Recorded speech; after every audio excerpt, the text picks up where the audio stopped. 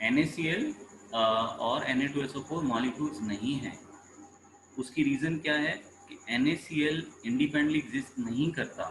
Salt का अगर आपको स्ट्रक्चर पता हो NaCl का, तो आपने चैप्टर 4 है फर्स्ट ईयर का, सोडियम के गिर्द 6 क्लोराइड आयंस और हर क्लोराइड के गिर्द सोडियम भी होते हैं। इनमें से NaCl यानी एक सोडियम और एक क्लोरीन इंडिपेंडेंटली एग्जिस्ट नहीं करते सॉलिड फॉर्म में, इसलिए ये मॉलिक्यूल्स नहीं हो सकते। या सिंपली दूसरी साइड पे आप चले जाएं कि जो आयनिक स्पीशीज हैं वो मॉलिक्यूल्स की फॉर्म में नहीं पाई जा सकती। ठीक है, इसलिए ये मॉलिक्यूलर फार्मूला नहीं है, ये मॉलिक्यूल नहीं है, ये फार्मूला यूनिट्स हैं NaCl और Na2SO4। सादिया ने लिखा है सर हम ये कह सकते हैं कि आयंस की वजह से बनते हैं इसलिए इन्हें फार्मूला यूनिट कहा जाता है। बिल्कुल है, बिल्कुल सादिया ठीक कह रहे हैं, ऐसे ही कह, ठीक है, ये याद रखने का तरीका है। देखो बड़ी इस तरह की सिंपल सी बातें हैं, लेकिन वो एग्जाम में आपको घुमा देता है। तो आप पूछते हैं पता नहीं कौन से PhD लेवल का टेस्ट होता है, हालांकि कुछ भी नहीं होता, होता ही मैटर कैफे BSc है, लेकिन हमें उनके बेसिक कंसेप्ट क्लियर नहीं होते। पॉइंट नंबर 15 है आइसोइलेक्ट्रॉनिक स्पीशीज, ऐसे स्पीशीज जिनमें इलेक्ट्रॉन्स की तादाद सेम हो उन्हें आइसोइलेक्ट्रॉनिक स्पीशीज कहते हैं। वो मॉलिक्यूल्स भी हो सकते हैं, वो आयंस भी हो सकते हैं। ठीक है, जैसे N2 में टोटल 14 है।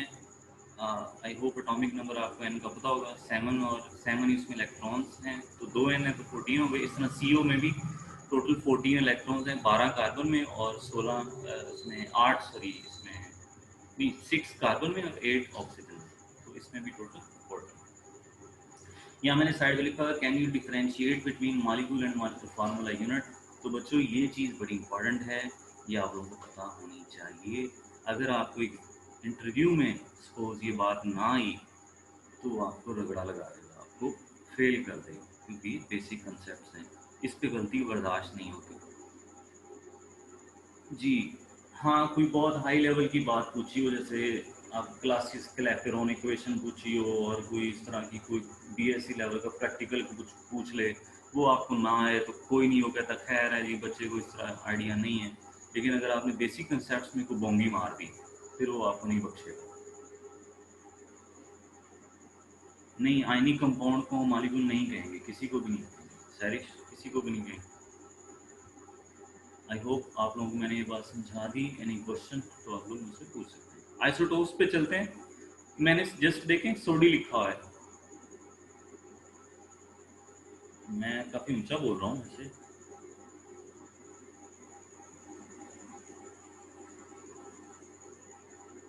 Formula unit smallest stable charge collection of ion, नहीं ये पता नहीं आपने क्या लिख दिया मोहम्मद अहमद, ऐसी कोई बात नहीं है, इंपीरिकल फार्मूला होता है, सिंपल सी बात।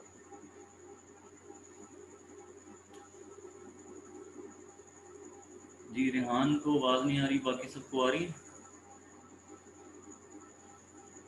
आइसोटोप्स के बारे में मैंने जस्ट लिखा हुआ है सोडी, ठीक है, मैंने नहीं लिखा कि सोडी ने ये कंसेप्ट दिया ये वो, देखें इतनी सी बात आपको जहन में फौरन क्लिक कर जाएगा कि भाई सोडी ने इसका कंसेप्ट दिया था।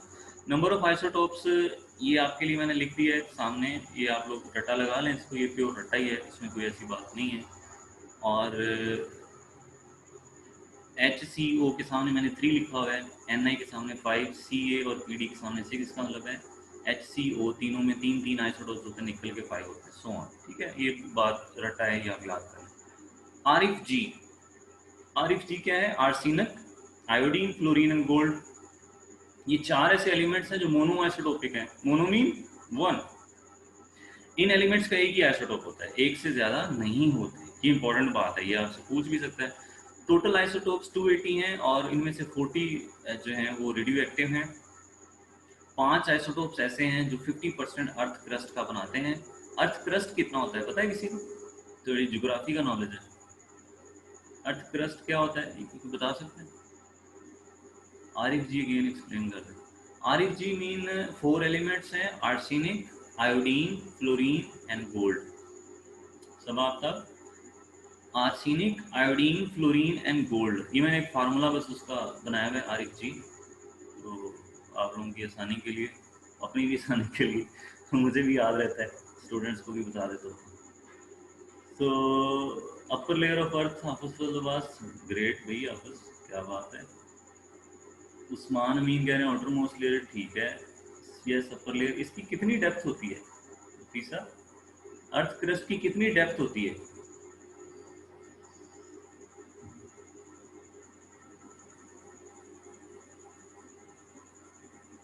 तकरीबन 100 किलोमीटर। नहीं नहीं नहीं, ये मेंटल होती है, ये नहीं होता। तकरीबन 100 किलोमीटर आप टॉप से डाउनवर्ड जाएं तो वो अर्थ क्रस्ट जो है वो आ जाता है। तो अर्थ क्रस्ट का 50% ये 5 आइसोटोप्स बनाते हैं। मैंने इनके ऊपर मैथ नंबर नहीं लिखा हुआ, तो ये आप लोग खुद लिख लें, मैं बोल देता हूँ। तो वैसे फर्स्ट ईयर की बुक पे भी आपको मिल जाएगा। ऑक्सीजन का 16, मैग्नीशियम का 24, सिलिकॉन 28, कैल्शियम 40 और आयरन 56। इसमें ये बात मैंने लिखी नहीं है, लेकिन ये बेशक आप नोट साइड पे कर लें कि इन सब में एक चीज़ कॉमन है कि इनके मैसेज 4 का मल्टीपल है, यानी 4 पे तकसीम हो जाते हैं पूरे पूरे। तो यही बात उसने बुक में भी लिखी हुई है कि जिन आइसोटोप्स के मैसेज 4 के मल्टीपल हैं वो बड़े स्टेबल होते हैं। नेक्स्ट हम चलते हैं रिलेटिव एटॉमिक मास। ठीक है, इसकी डेफिनेशन आसान है और सब लोगों ने पता नहीं कितनी बार पढ़ी हुई है, तो मैंने यहाँ पे बड़ी सारी नहीं लिखी, छोटी सी लिखी है आपके हिंट के लिए कि किसी भी सब्सटेंस का mass of the substance as compared with carbon 12, यानी सब्सटेंस में एलिमेंट भी आ जाता है, सब्सटेंस में कंपाउंड भी आ जाता है, एटम एलिमेंट में एटम भी होते हैं, मॉलिक्यूल भी होते हैं। तो एटम भी हो सकता है, मॉलिक्यूल भी, आयन भी, कोई भी चीज़, उसका आपने मैस लेना है किसके कंपैरिजन के साथ? कार्बन 12 के साथ। इसका यूनिट होता है एटॉमिक मैस यूनिट, और 1 atomic mass unit is equal to 1 over Avogadro number, और ये वैल्यू बनती है 1.661 10⁻27 kg। अगर आप किलो नहीं लगाना चाहते, सिर्फ ग्राम लगाना चाहते हैं, तो किलो की जगह 10⁻³ लिखेंगे ना, तो पावर 3 प्लस वाली -27 में से 3 माइनस कर देगी, यानी वो कैंसिल हो जाएंगे, तो 24 पीछे रह जाएगा। ठीक है, आगे मैंने RAM लिखा हुआ है, ये ज़्यादा वो पूरा नहीं लिखा है, रिलेटिव एटॉमिक मास लिखा हुआ है। यहाँ पे एक बात मैं आपको ज़रा क्लियर करूँगा। अच्छा, नकीब कह रहे हैं कि कार्बन 12 क्यों ली जाती है जी? तो कार्बन 12 भाई इसलिए ली जाती है कि कार्बन बकसरत पाया जाता है कंपाउंड्स में, जैसे ऑर्गेनिक कंपाउंड्स जो कि मिलियंस की तादाद में, कई लाखों की तादाद में, उन सब में कार्बन जो है वो कंपल्सरी है। इस तरह कार्बन इनऑर्गेनिक कंपाउंड्स में भी, जैसे carbon mono, carbon di carbonates, bicarbonates वगैरह में होता है। तो सबसे ज़्यादा बकसरत से ये एलिमेंट पाया जाता है। इस रेफरेंस से हम इसी को ही स्टैंडर्ड ले लिया गया केमिस्ट्री में। ठीक है ना कि because it is stable, abundant and have whole atomic mass. जी हाँ, पर होल एटॉमिक मास इसका खुद ब खुद बन जाना है, जब हमने इसको स्टैंडर्ड ही कह दिया 12, वो होल एटॉमिक मास हमने खुद ही इसे दिया हुआ है 12। ठीक है, वो हमने खुद स्टैंडर्ड सेट किया हुआ। जैसे हमने वाटर के फ्रीजिंग पॉइंट को कहा हुआ है 0, तो वो 0 कहीं लिखा तो नहीं हुआ, ना कहीं किसी मजहबी किताब में लिखा हुआ है, ना कहीं ज़मीन पे कहीं लिखा हुआ है, ना कहाँ कहीं नहीं लिखा, तो हमने 0 खुद कह दिया। 0 वाटर का बॉइलिंग पॉइंट 100, उसके बीच में हमने डिफरेंट टेम्परेचर्स को 100 में डिवाइड कर दिया। कार्बन इजेंशियल एलिमेंट, ठीक है तायरा, हाफिज़ की भी बात ठीक है, होल एटॉमिक मास वाली बात कोई इतनी वैलिड नहीं है, बाकी ठीक है। होपफुली नकीब आपको समझ आ गई। यहाँ पे एक बात मैं आपको बारीक सी है वो क्लियर करता चलूँ, ठीक है, ये बात बड़ी सुनने वाली। Relative atomic mass of chlorine 35, ये 35 क्लोरीन का आइसोटोप है, और फिर आगे क्लोरीन 37 इसका भी आइसोटोप। तो क्लोरीन 35 की रिलेटिव एटॉमिक मास है 35 AMU, और क्लोरीन 37 की रिलेटिव एटॉमिक मास है 37 AMU। ठीक है, आगे ब्रैकेट में क्या लिखा हूँ बाद में आपको, चलिए यहाँ ही बता देता हूँ। RAM का मतलब है रिलेटिव आइसोटोपिक मास, रिलेटिव आइसोटोमिक मास, रिलेटिव आइसोटोपिक मास। तो क्लोरीन की तीसरी आप देखें क्या लिखी हुई है, relative atomic mass of chlorine is equal to 35.5 AMU। आगे लिखा है AAM, ये क्या है AAM? Average atomic mass. यहाँ से एक बात हमें पता चलती है कि जो रिलेटिव एटॉमिक मास है ये 2 तरह की होती है, ये आइसोटोपिक भी होती है, यानी आइसोटोप की भी हो सकती है, या उस एलिमेंट के सारे आइसोटोप्स का आप एवरेज ले लें, ठीक है, एवरेज एटॉमिक मास निकालें। उसका फार्मूला फर्स्ट ईयर की बुक पे है, मास स्पेक्ट्रोमेट्री के टॉपिक के बाद में। तो वो आ जाती है average atomic mass. Relative atomic मास दो होती हैं, या वो आइसोटोप की डायरेक्ट होगी मास, या वो एक ही एलिमेंट्स के आइसोटोप्स का एवरेज निकाल लें, तो वो एवरेज भी होती है, ठीक है। इसलिए मैंने पॉइंट 4 में भी आगे ब्रैकेट में आर आई एम और ए एम, और इन्हीं दो तरह की होगी, आइसोटोपिक भी और average atomic mass. I hope कि मैंने आप लोगों को ये बात क्लियर कर दी।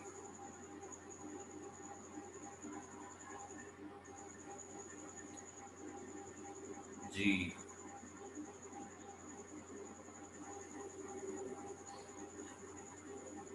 हाँ, मैं रिकॉर्डिंग कर रहा हूँ, होपफुली मैं आपसे शेयर कर लूँ, पर से वॉइस और बीच में।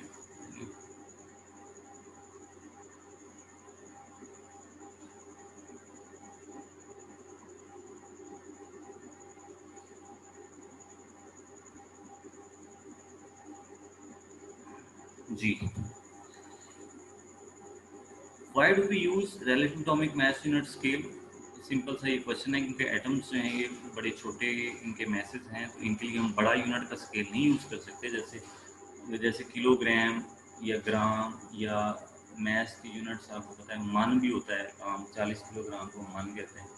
तो बड़े यूनिट्स जो हैं वो यूज़ नहीं करते। इसकी मैं मिसाल स्टूडेंट्स को यूँ दे देता हूँ कि जैसे आप साल के एंड पे गंदम खरीदते हैं, तो वो नहीं, गंदम की कटाई के मौसम में जब आप गंदम खरीदते हैं, तो वो हम ज़्यादा तादाद में खरीदनी होती है, इसलिए हम मन के हिसाब से खरीदते हैं, 20 मन, 30 मन, 40 मन, क्योंकि हमें ज़्यादा खरीदनी होती है। लेकिन जब हम बाज़ार से लेने जाते हैं सब्ज़ी या चीनी या रोज़ के लिए, तो हम कहते हैं किलो दे दो, 2 किलो दे दो। हमने यूनिट को छोटा क्यों कर लिया? क्योंकि हमने मिकदार छोटी कर ली, ठीक है। इसी तरह जो atomic relative atomic mass unit क्यों यूज़ किया जाता है? क्योंकि एटम उसका मास बड़ा छोटा है, इसलिए हमें छोटी सी यूनिट यूज़ करनी पड़ेगी। तो बड़ी यूनिट इसके लिए हम यूज़ नहीं करते, वो हमारे लिए फिर आसानी नहीं रहती। अब आगे रिलेटिव मॉलिक्यूलर मास है, ठीक है। ऊपर एटॉमिक मास आ गई, नहीं, फ्रैक्शनल एटॉमिक मास आ गई, ठीक है। ये ऊपर वही बात हुई, इसको एवरेज एटॉमिक मास भी कहते हैं, और एवरेज एटॉमिक मास क्लोरीन की 35.5 है, नियोन की 20.18 am। ये कैसे निकालते हैं?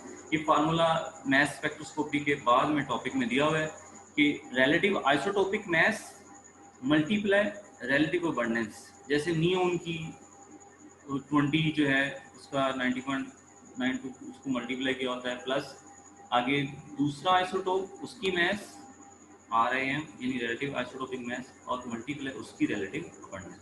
अगर 3 आइसोटोप होंगे तो उसकी मास मल्टीप्लाई उसकी अबंडेंस, यानी हर आइसोटोप की मास को आपने उसकी रिलेटिव अबंडेंस से मल्टीप्लाई करना है और बाद में उसको प्लस कर देना है, और फिर आपने 100 पे इसको डिवाइड कर देना है, तो ये आ जाएगी एवरेज एटॉमिक मास, ठीक है। तो ये देखिए फ़र्क है रिलेटिव एटॉमिक मास और आइसोटोपिक मास और फ्रैक्शनल एटॉमिक मास, ये जिसको एवरेज भी कहते हैं, इन तीनों में डिफरेंट है, तो ये आपने ख्याल करना है इसका। आई होप कि आप लोगों को मैंने क्लियर कर दिया। कमेंट बॉक्स में बताएं इन तीनों मैसेज का डिफरेंस आपको पता चल गया?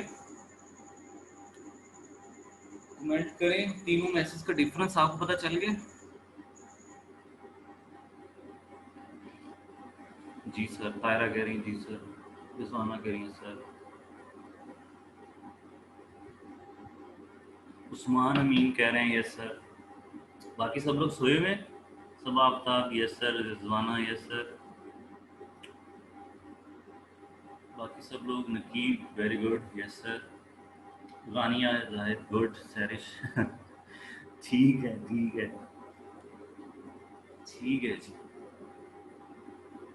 तो अब हम आगे मूव करते हैं।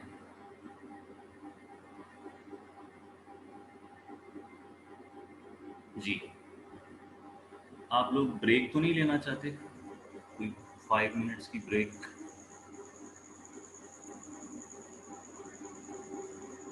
नो सर, नो सर, ठीक, ठीक, फ्रेश शादी या शौकत हुआ आपकी।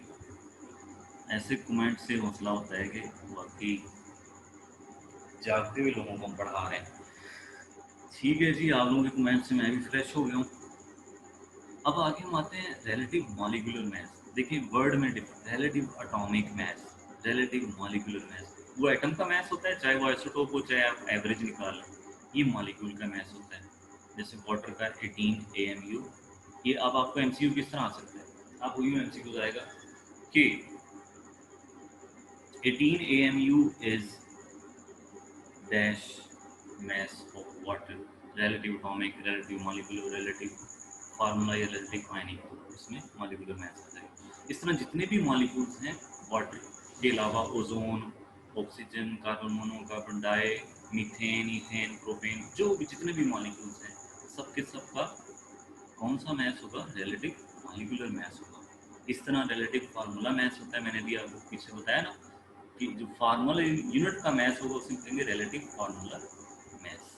ठीक है, क्योंकि फार्मूला यूनिट में और मॉलिक्यूल में डिफरेंस होता है। तो आप NaCl की मास को मॉलिक्यूलर मास अगर कहेंगे तो आपको वो निकाल देगा, फेल कर देगा, क्योंकि ये बेसिक कंसेप्ट हैं। तो पहले ही हमारी तलीमी निज़ाम कुछ ख़राब है, तो वो ये नहीं चाहते कि मजीद बेड़ा गर्क करने वाले टीचर्स को हायर करें, तो फिर वो हायर नहीं करते, ऐसे बंदों को निकाल देते। मैंने आपको एक और एक्सपीरियंस अपना शेयर करूँ। 2015 में जो मैं इंटरव्यू दे के निकला तो अल्हम्दुलिल्लाह मैं बड़ा फ्रेश था। तो मेरे चेहरे पे जाने से पहले की जो स्माइल थी उससे, मैं जब रूम से बाहर निकला तो बड़ी उससे ज़्यादा स्माइल थी। तो क्योंकि मुझे पता था मेरा इंटरव्यू बहुत अच्छा हुआ। अब मैं आगे इंटरव्यू के बाद जाना होता है, क्लर्क्स के पास जाना होता है, उनको ओरिजिनल डॉक्यूमेंट्स दिए होते हैं तो वो वापस लेने होते हैं। तो क्लर्क्स के पास मैं गया तो मेरे से पहले जो बंदा इंटरव्यू दे के निकला था वो क्लर्क के पास ही बैठा था। क्लर्क उसको कहे कि तुम मैट्रिक की तुम्हारी जो सनद है वो दिखाओ, वो FSC की निकाल के दिखा दे, वो फिर ID कार्ड दिखाओ, वो डोमिसाइल पकड़ा दे। तो ये क्या था, उसके हाथ कांपी जा रहे थे और टांगे उसकी कांपी जा रही थी, आवाज़ उसकी लटका रही थी। ये क्या था, इसका मतलब था कि इंटरव्यू में जब वो बैठा हुआ था तो उसकी अच्छी खासी रगड़ाई लगाई है इंटरव्यू वालों ने। जो इंटरव्यू पैनल में लोग बैठे थे उन्होंने उसकी अच्छी खासी की है। वो बंदा बाहर निकला तो बिल्कुल ही बेचारा बूंदला हुआ था, सॉरी पंजाबी में मैं कह रहा हूँ। तो देखें वो जब बेसिक्स आप नहीं ना आपकी स्ट्रांग होती तो फिर आपको बड़ा लताड़ते। तो खैर मैं आपको डरा नहीं रहा, इट्स ये कोई बड़ी बात नहीं है। बेसिक्स आपकी स्ट्रांग हो जाएंगी इंशाल्लाह, इतना भी आप डरें ना, आपको पता नहीं क्या बुलाना है जी। नेक्स्ट है हमारा percentage of an element in a compound. ये नंबरिंग ऐसे ही होगी, इसकी नंबरिंग नहीं होनी चाहिए थी। तो परसेंटेज जो है ये इसका फार्मूला मैंने नीचे लिखा हुआ है, मैथ ऑफ एलिमेंट और math of compound multiply by 100। जितना कंपाउंड में एलिमेंट का मैथ है, नीचे टोटल कंपाउंड का मैथ मल्टीप्लाई बाय 100 से ये परसेंटेज एक एलिमेंट की आ जाएगी। तो मैं आपको थोड़ा चेक करने के लिए इसको थोड़ा ट्विस्ट देने लगा हूँ, ज़रा ख्याल करना। अगर मैं यहाँ लिखता हूँ मैथ ऑफ एलिमेंट की जगह एटॉमिक मैथ ऑफ एलिमेंट, तो नीचे कंपाउंड की कौन सी मैथ आएगी बताएं? मॉलिक्यूलर आएगी, आयनिक आएगी, फार्मूला मैथ आएगी, कौन सी आएगी? शाबाश, कमेंट बॉक्स में बताएं। सब आपका मॉलिक्यूलर, आप कमेंट दें, मैं लैपटॉप को चार्जिंग पे लगा दूँ। ठीक है यासर साहब, चार्जिंग पे please. Formula sir, question repeat कर दें। क्वेश्चन है कि अगर मैं इसको थोड़ा ट्विस्ट कर दूँ, मैं लिख दूँ atomic mass of an element, तो फिर मुझे इसके लिए कंपाउंड की कौन सी मास यूज़ करनी पड़ेगी?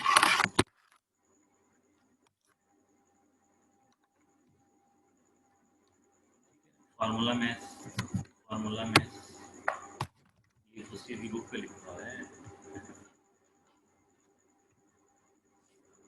ठीक है जी, मॉलिक्यूलर मास भी ठीक है। अगर वो कंपाउंड मॉलिक्यूलर है तो मॉलिक्यूलर मास आएगा, और अगर वो कंपाउंड आयनिक है तो फिर फार्मूला मास आ जाएगा। दोनों बातें ठीक है। तो ऐसा क्यों है तो बताएगा, क्योंकि सपोज NaCl है, NaCl में अगर आप सोडियम की बात करते हैं, मास ऑफ सोडियम, तो 23 है। तो वो आपने उसका एटॉमिक मास अगर ले लिया ना एलिमेंट का, तो फिर बच्चों आपको कंपाउंड का फार्मूला मास या मॉलिक्यूलर मास लेना पड़ेगा, फिर आप बाउंड हो जाएंगे इसके लिए। तो ये बात है, होपफुली मैंने आपको ये बात बताई कि अगर आप एलिमेंट की मास फिक्स करते हैं एटॉमिक, तो फिर आपको कंपाउंड की मास भी फिक्स करनी पड़ेगी, मॉलिक्यूलर या फार्मूला। क्योंकि कंपाउंड दो ही हैं, मॉलिक्यूलर कंपाउंड है, आयनिक कंपाउंड है। आयनिक के लिए फार्मूला मास।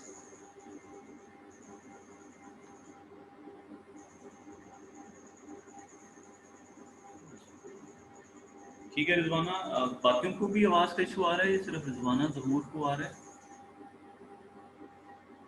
बाकियों को भी इशू आ रहा है? नहीं आ रहा, नहीं आ रहा, बाकी सब ठीक है। रिजवाना आप थोड़ा अपनी साइड पे चेक कर लें हैं। ठीक है, ठीक है, थैंक यू। ओके बच्चों, फार्मूला की तरफ हम आगे मूव करते हैं। ये बेसिक कंसेप्ट है, एम्पिरिकल फार्मूला, मॉलिक्यूलर फार्मूला। बड़ी बड़ी डेफिनेशन नहीं लिखी, छोटी छोटी बातें लिखी हैं। Empirical formula is the simplest whole number ratio of atoms of element in a compound. और हाफिज अब्बास सेंट्री ले लो यार, अगर आपकी आवाज़ थोड़ी आपको इशू आ रहा है। ठीक है, तो मैं कोशिश करता हूँ ज़रा लाउड बोलने की। ओके, एम्पिरिकल फार्मूला है क्या होता है कि एक एलिमेंट में जितने भी एटम्स हैं, सॉरी कंपाउंड में जितने भी एलिमेंट्स के एटम्स हैं उनका आपस में होल नंबर रेशो लेनी होती है, तो उसको हम एम्पिरिकल फार्मूला कहते हैं। होल नंबर कहते हैं मुकम्मल आदाद को, जैसे 0 1 2 3 4 5, यानी पॉइंट में कोई नंबर ना हो। तो एम्पिरिकल फार्मूला मैं यहाँ पे एक एग्जांपल खुद से ऐड करता हूँ। आप लोग मुझे बताएं कि इनमें से कौन सा पॉसिबल हो सकता है एम्पिरिकल फार्मूला, और कौन सा एम्पिरिकल फार्मूला पॉसिबल नहीं है। और आसान है, एक मुश्किल नहीं है, मैं आपको बता देता हूँ।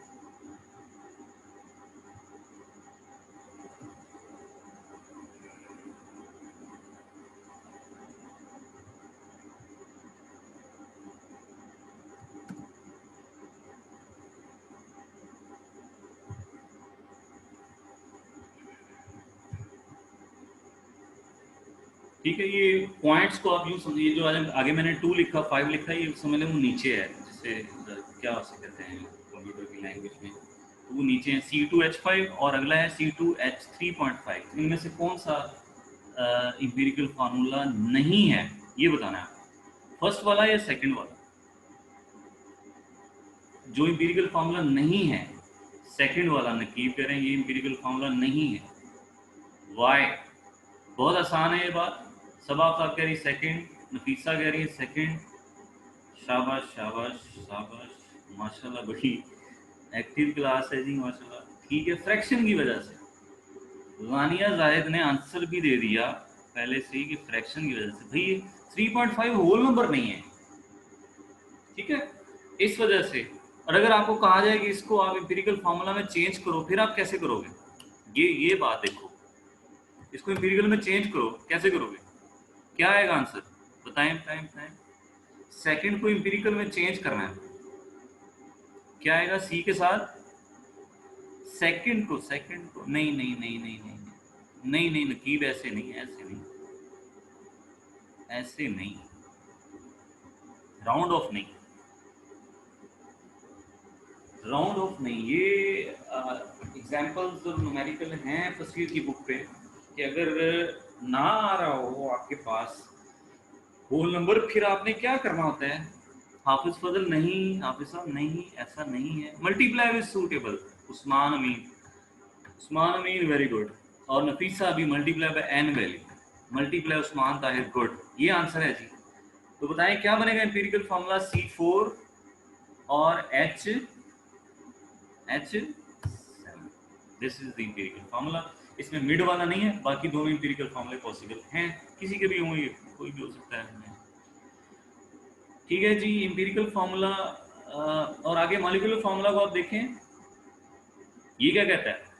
Actual number of atoms of element present in a compound, ये दोनों में डिफरेंस है। Actual number of atoms of elements in a molecule, ठीक है, ये बड़ी बात है, ऑफ अ कंपाउंड। अगर आप मॉलिक्यूल नहीं लिखेंगे तो डेफिनेशन गलत है, क्योंकि सेंस ही वही है ना, मॉलिक्यूलर फॉर्म, ठीक है। तो एक्चुअली किसी भी कंपाउंड के एक मॉलिक्यूल में जो एटम्स की एक्चुअल तादाद है, जितने भी एलिमेंट्स उनकी, वो आपको बताता है मॉलिक्यूलर फार्मूला। जैसे वाटर का मॉलिक्यूलर फार्मूला H2O है, इट मीन्स कि वाटर के एक मॉलिक्यूल में हाइड्रोजन के 2 एटम्स हैं और ऑक्सीजन का एक एटम है। ये मॉलिक्यूलर फार्मूला है। और याद रखें, मॉलिक्यूलर फार्मूला अपने आप को महदूद करता है सिर्फ मॉलिक्यूल पे, यानी मॉलिक्यूलर कंपाउंड पे। अगर आयनिक कंपाउंड आए उसका मॉलिक्यूलर फार्मूला नहीं होता, उसका होता है फार्मूला यूनिट, ठीक है। आयनिक कंपाउंड के लिए मॉलिक्यूलर फार्मूला नहीं होता, वो फार्मूला यूनिट होता है। ऊपर बात हो चुकी, ठीक है। और लफ्ज इंपीरिकल का क्या मतलब है, बताएगा इंपीरिकल का क्या मतलब है? इंपीरिकल का क्या मतलब है चार्ज? वर्ड इंपीरिकल का क्या मतलब है? गूगल ना करने बैठ जाना, फौरन बताओ मुझे। सर जी क्लास का एंडिंग टाइम क्या है? उस्मान अमीन, कहीं जाना है आपने उस्मान? 11 तक इंशाल्लाह मैं वाइंड अप कर देता हूँ इसको, 11 तक मैं इंशाल्लाह वाइंड अप कर देता हूँ।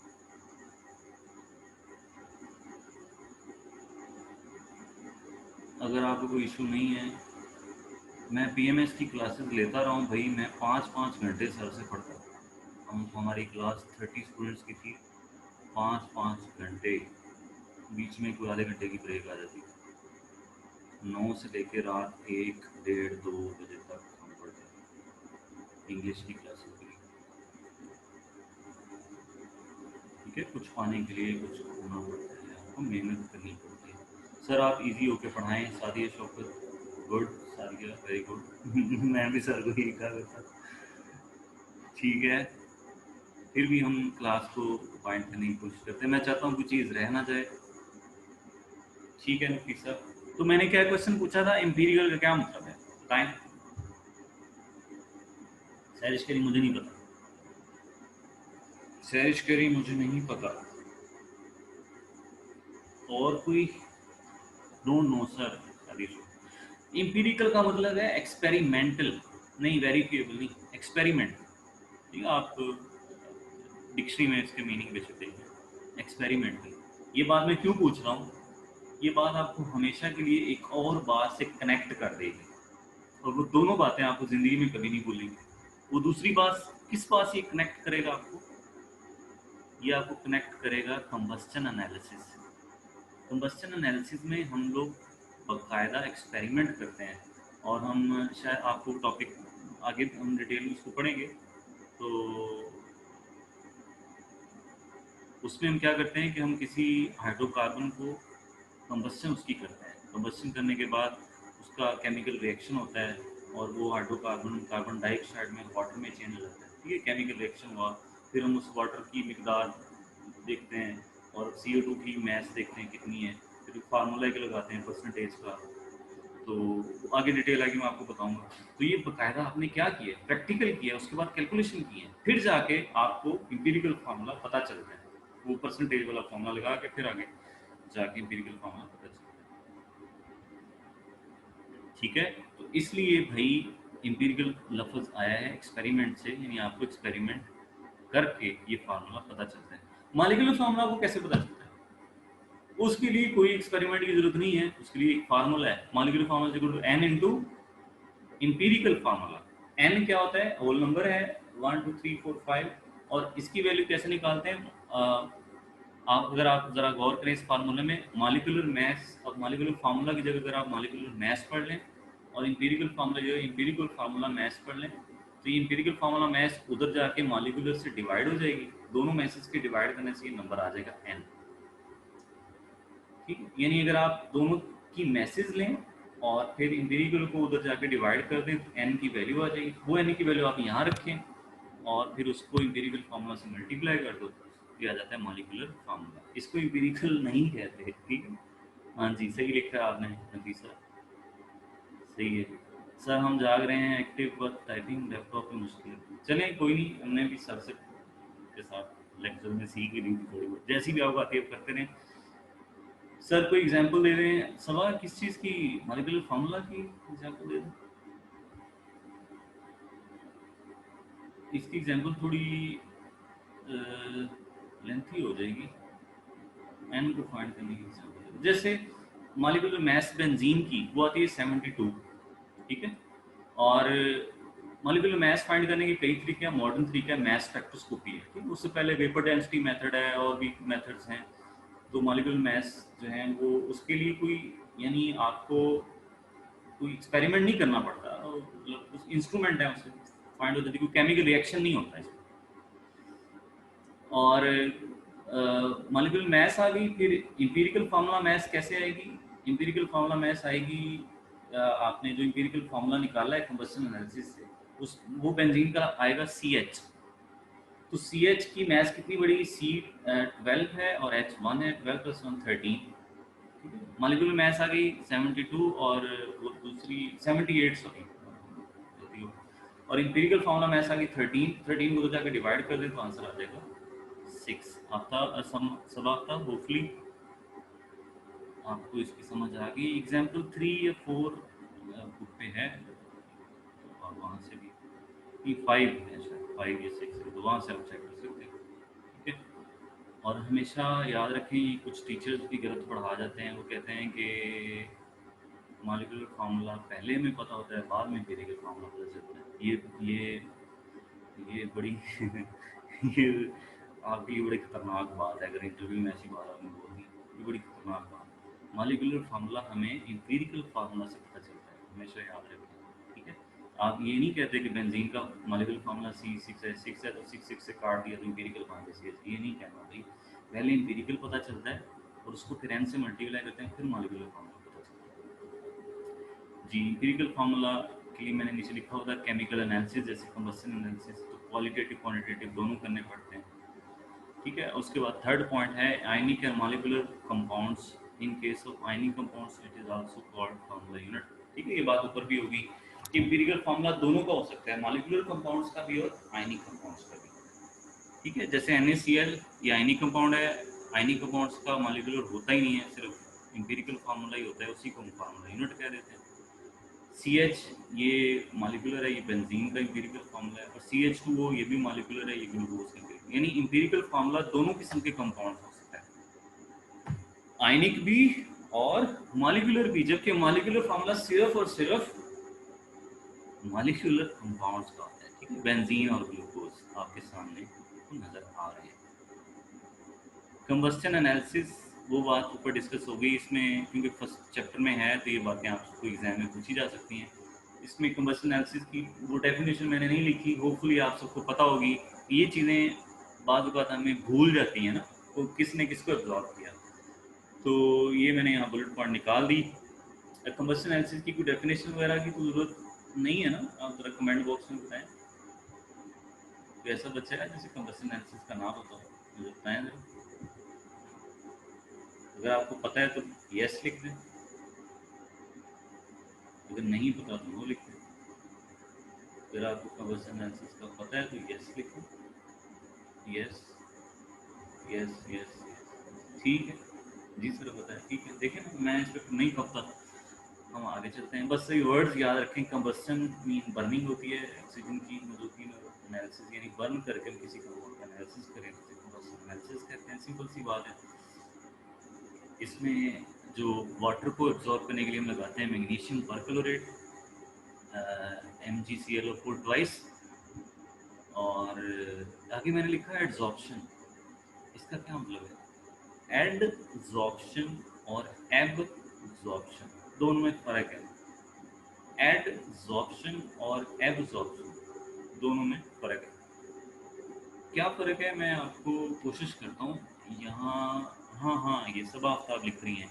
Adsorption on the solid surface, सारी शौकत में लिख लिया जी, आपको पता है attachment of molecule on the substrate is adsorption. Substrate की सरफेस पे हो, नफीसा सजा, सरफेस वर्ड यूज करें ज़्यादा बेहतर है, ठीक है। हाँ जी, ये एड्सॉर्प्शन है, और अगर बिल्कुल ही अंदर जाके अच्छी तरह मिक्स हो जाए तो वो एड्सॉर्प्शन होगी, ठीक है। सही है भाई, आप लोगों को तो पता है ये एक फिजिकल प्रोसेस है एड्सॉर्प्शन, ठीक है, यानी कोई रिएक्शन, केमिकल रिएक्शन नहीं हुआ, वाटर के मॉलिक्यूल मैग्नीशियम परक्लोरेट की सरफेस पे आके एड्सॉर्ब हो। CO2 की एब्जॉर्प्शन जो है ये 50% KOH करता है, बाकी 50% इसमें वाटर होता है, 50% KOH होता है, पोटेशियम हाइड्रोक्साइड, ये एब्जॉर्प्शन है, ठीक है। और होपफुली ये चीज़ें आपको नहीं पता थी, एब्जॉर्प्शन कौन है इनमें से और एब्जॉर्प्शन इनमें से कौन है। तो ये केमिकल प्रोसेस है, ठीक है, वो वाला फिजिकल है, ये केमिकल प्रोसेस है। केमिकल प्रोसेस में मतलब केमिकल रिएक्शन होगा, यानी कार्बन डाइऑक्साइड KOH के साथ बकायदा रिएक्शन करेगी, फिर जाके एब्जॉर्ब हो जाएगी। यानी CO2 और KOH आपस में रिएक्शन करेंगे, तो अगर 1 मोल से करता है तो पोटाशियम बाइकार्बोनेट बनेगा KHCO3, और अगर KH के 2 मोल ले लें और CO2 के 1 मोल तो फिर K2CO3 साथ में वाटर जो है वो बन जाता है। तो ये केमिकल प्रोसेस है, CO2 बकायदा KOH के साथ रिएक्शन करती है, ठीक है, इसलिए ये केमिकल प्रोसेस है। तो खैर आगे हम चलते हैं, ये परसेंटेज निकालने के फार्मूले ऊपर मैं आपको कह रहा था हाइड्रोजन का, ये बुक पे हैं या पूरटा ऑब्वियसली लगाना पड़ेगा। थोड़ी सी बात मैं यहाँ बता दूँ जो बाजू का कुछ लोगों को नहीं पता होती, परसेंटेज ऑफ हाइड्रोजन में लिखा हुआ है मैस ऑफ वाटर, नीचे मैस ऑफ ऑर्गेनिक कंपाउंड, ये वो ऑर्गेनिक कंपाउंड है जिसको बर्न करना है, कंबस्शन जिसकी हो रही है, उसकी मैस कितनी ली आपने, 1 ग्राम 2 ग्राम हाफ ग्राम कितनी ली वो नीचे, और वाटर की कितनी मैस उसको जलाने से प्रोड्यूस हुई वो ऊपर, मल्टीप्लाई 2/18 मल्टीप्लाई 100। ये 2 क्यों लिखा है और नीचे 18 क्यों लिखा है, क्योंकि हमने एक्चुअली निकालनी है हाइड्रोजन की परसेंटेज। ये वो हाइड्रोजन है जो ऑर्गेनिक कंपाउंड में मौजूद थी और ऑक्सीजन के साथ रिएक्शन करके वाटर में चेंज हो गई, ठीक है। हमने हाइड्रोजन की परसेंटेज निकालनी है वाटर के अंदर, इसलिए हाइड्रोजन का मैस ऊपर आएगा और वाटर का नीचे आएगा, ठीक है। H2 के अंदर 2 हाइड्रोजन, गुड गुड, सही है सही है सही है, पता है आपको। तो 2 वाटर है, 2 हाइड्रोजन है, और एक हाइड्रोजन का मैस होता है 1, तो 2 हाइड्रोजन का मैस हो गया 2।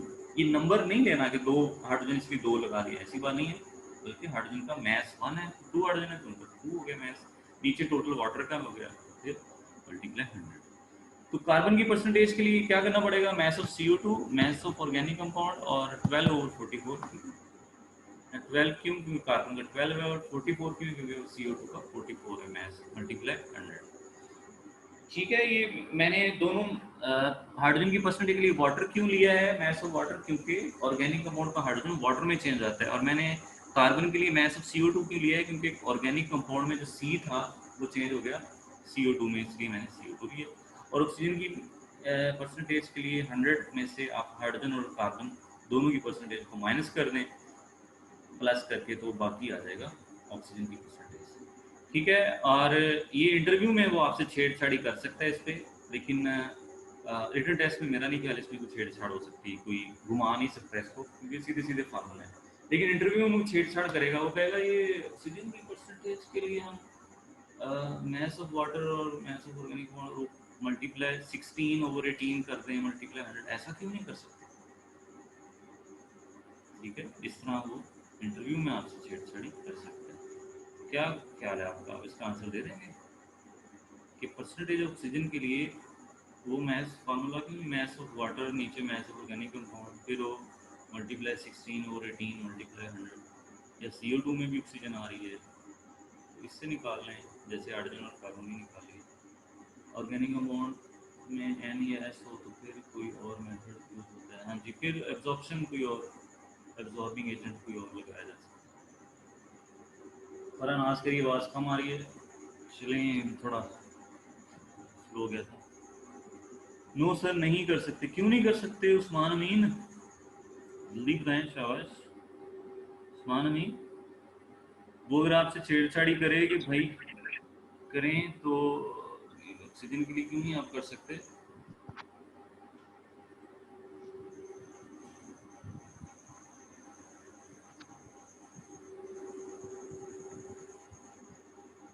सर क्योंकि हाइड्रोजन उसी ऑक्सीजन की फॉर्म में अब्जॉर्ब होकर वाटर बन रहा है ना। चैट करते थक गए। ऑक्सीजन यूज्ड इन बर्निंग नकीब, और बिकॉज हमने जस्ट कार्बन हाइड्रोजन के पॉइंट व्यू से करने नहीं, ये बात नहीं है, ये बात नहीं है, ये नकीब ने बात ठीक है, oxygen is used in burning, क्योंकि ऑक्सीजन जो ऑर्गेनिक कंपाउंड में है वो तो है ही है, ठीक है। और हमने ऑक्सीजन इजाफी भी तो दी है अपनी तरफ से कंबसन के लिए, ठीक है। तो इसलिए ऑर्गेनिक कंपाउंड के अंदर ऑक्सीजन की कितनी परसेंटेज है ये फिर हमें नहीं पता चली, क्योंकि हमने अपनी तरफ से ऐड भी तो की है। आप जो फजल आप ठीक कह रहे हो, क्योंकि हम ऑक्सीजन ऐड कर रहे हैं, ठीक है। बात आई वो क्लियर होगी। अगर आप कंबस्शन के लिए, मैं ऐसे ही कह रहा हूँ, अगर आप कंबस्शन के लिए हाइड्रोजन गैस यूज़ करते हैं तो फिर आप परसेंटेज ऑफ हाइड्रोजन का ये फार्मूला इस्तेमाल नहीं कर सकते, आपको जैसे अब ऑक्सीजन का किया है वैसे आपको करना पड़ेगा। तो आप ऑक्सीजन क्योंकि हम अपनी तरफ से ऐड कर रहे हैं जलाने के लिए, इसलिए जो कंपाउंड के अंदर ऑक्सीजन है वो उसके साथ मिक्स होगी, हमें कैसे पता चलेगा कि वो कितनी है? तो रिएक्शन कर गए तो हमें इस चीज़ का आइडिया नहीं है, इसलिए ऑक्सीजन को ऐसे निकालते हैं।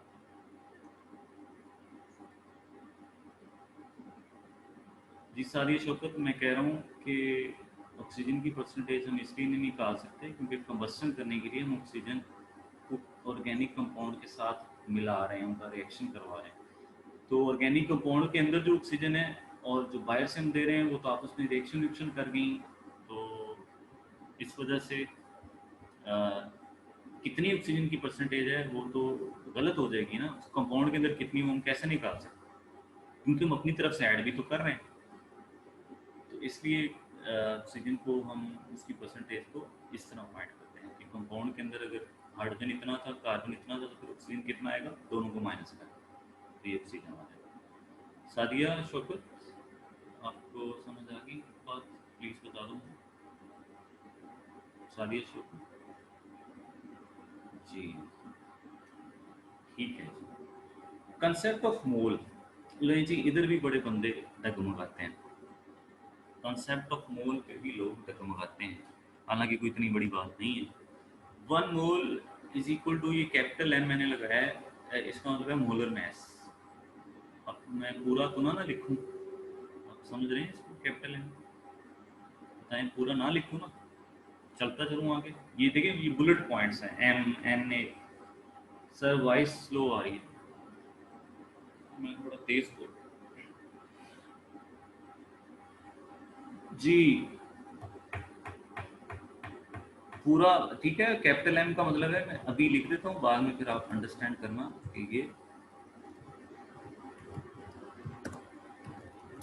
ये मैं मोलर मैस को कह रहा हूँ। और एन ए एवोगैड्रो नंबर है, और वी एम जो है ये है molar volume at S T P, standard temperature and pressure.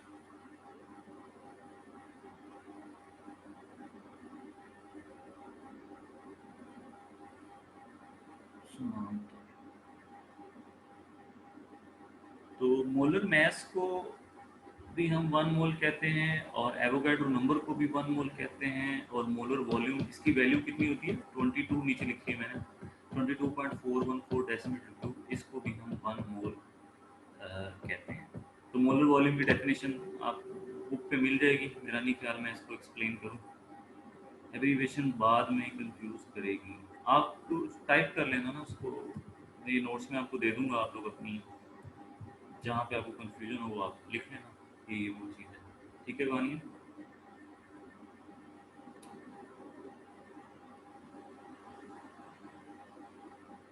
अब मैं आपको लिंक बताने लगा हूँ, एक मोल का मैस के साथ क्या लिंक होता है। मोल इज इक्वल टू, ये कहना चाहिए एक्चुअली नंबर ऑफ मोल्स,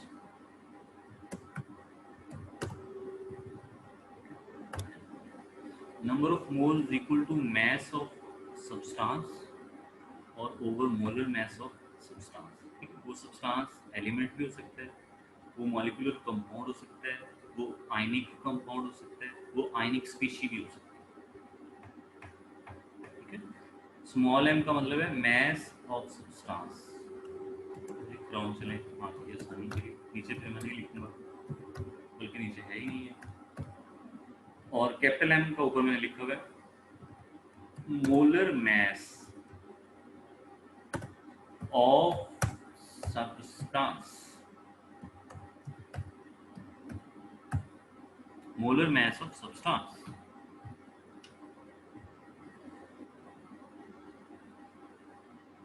ठीक है जी, mass of substance ग्राम में, और molar mass of substance ये भी ग्राम में होंगी दोनों। मोलर mass की वैसे असल यूनिट ग्राम पर मोल है, सब ने लिखा हुआ है, तो ठीक है। और वो सब्सटेंस कोई भी हो सकता है। इस तरह आप नंबर ऑफ मोल्स निकाल सकते हैं, यानी नंबर ऑफ मोल्स का मैस के साथ रिलेशनशिप आपको पता चल गया। मैस ऑफ एलिमेंट हो, मैस ऑफ मॉलिक्यूलर कंपाउंड हो, मैस ऑफ आयनिक कंपाउंड हो, या मैस ऑफ आयनिक स्पीशी हो, नीचे उसकी मोलर मैस। मोलर मैस किसको कहते हैं, ये ध्यान से ज़रा सुन लें। एलिमेंट की मोलर मैस को मैं साइड पे लिख देता हूँ, यहाँ पे एक्सप्लेन कर देता हूँ, आप कंफ्यूज ना हो। मोलर मैस,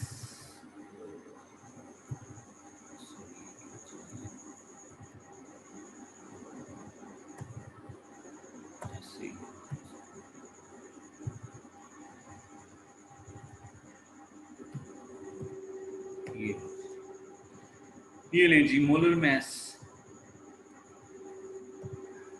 ये क्या होती है, अगर आप किसी एलिमेंट की एटॉमिक मैस को, जैसे कार्बन की 12 है, किसी मॉलिक्यूलर कंपाउंड की मॉलिक्यूलर मैस को, जैसे वाटर की 18 है, किसी आयनिक कंपाउंड की फार्मूला यूनिट मैस को।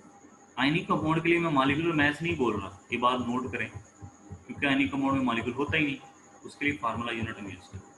आयनिक कंपाउंड की फार्मूला यूनिट मैस को, और चौथी बात किसी आयन की आयनिक मैस को। एएमयू की बजाय, एटॉमिक मैस यूनिट की बजाय, अगर आप ग्राम में रिप्रेजेंट करें तो फिर हम उसको कह देते हैं उसकी मोलर मैस। यानी मोलर मैस 4 तरह की होती है, atomic, molecular, formula unit mass और आयनिक मैस। 4 तरह की मैसेस को हम मोलर मैस कहते हैं।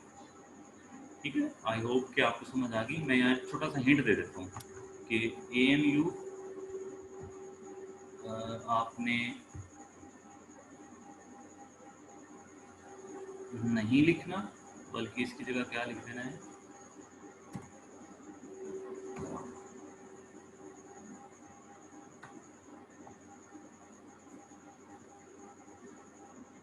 मैं इन्हें थोड़ा अलग भी कर देता हूँ।